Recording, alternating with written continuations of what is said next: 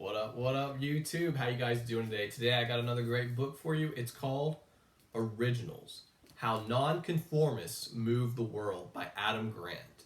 So let's dive into it.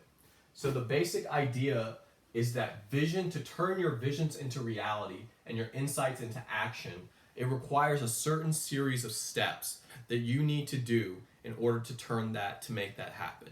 But before we go into those steps, let's first talk about the theory in this book, right? So there are two routes to success.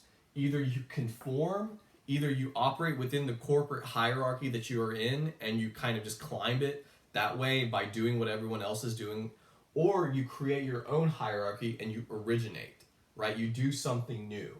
So what types of ideas are the ones that you should turn into reality or that you should turn into action, right?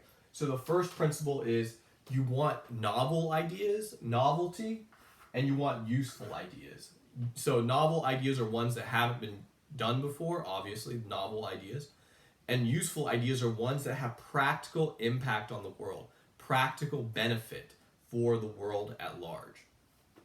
So those are the basic ideas. So let's talk about the steps required to turn your vision into reality.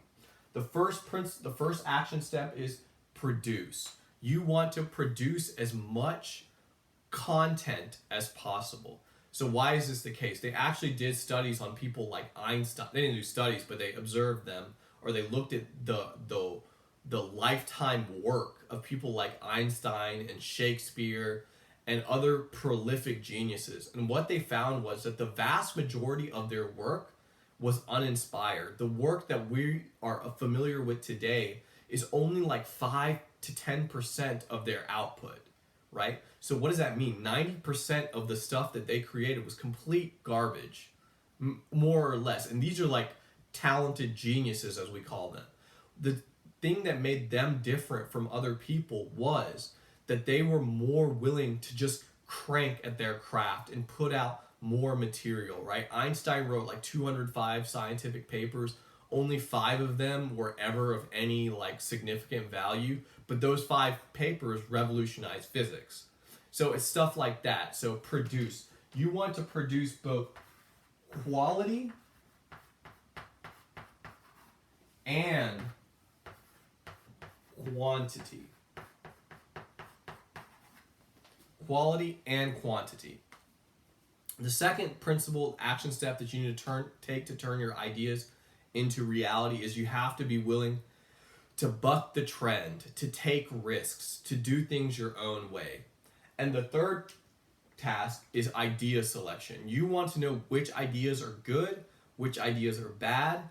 And of course, this is a very general principle, but you have to assess ideas to a certain criteria of qualities, right? So how novel is your idea? How useful is your idea? What's the demand for your idea? How does your idea compete with other ideas out there in the marketplace?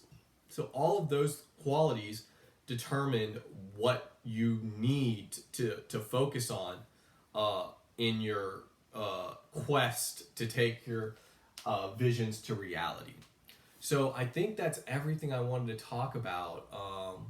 This book is chock full of fantastic studies. Like there's another study that talks about how scientists who are the second born in their family, right? They're not the first child born, but they're the second child born, are more likely to embrace radically new ideas than scientists who are the firstborn.